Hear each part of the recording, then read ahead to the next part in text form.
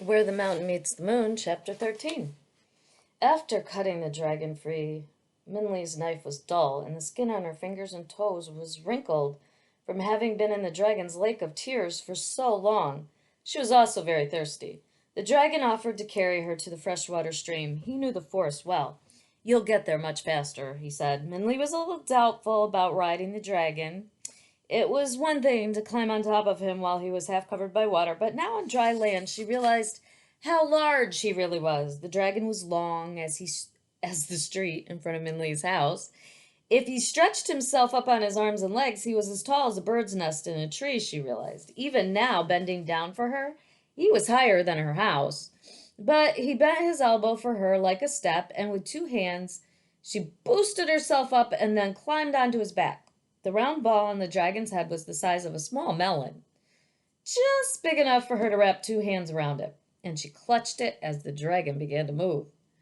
It was faster, but not much. The dragon was nimble, but his body had to constantly maneuver around trees and rocks, so it was awkward going.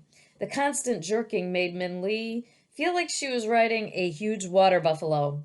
As the dragon ducked underneath branches and swerved through trees, Min Li understood why most dragons flew.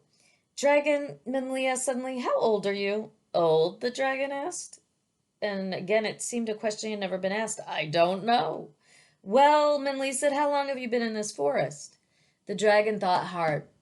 A long time, he told her. I remember when a bird flew from the sky and dropped a peach pit onto the ground.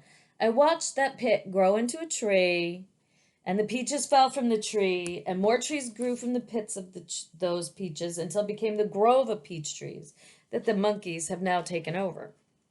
He is very old, Minley said, thought to herself, imagining the growth of the trees.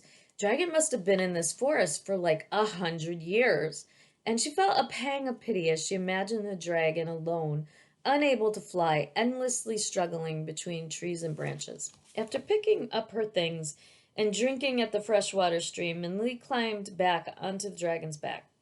She soon fell asleep, her head on the dragon's ball and her hand holding her rice bowl.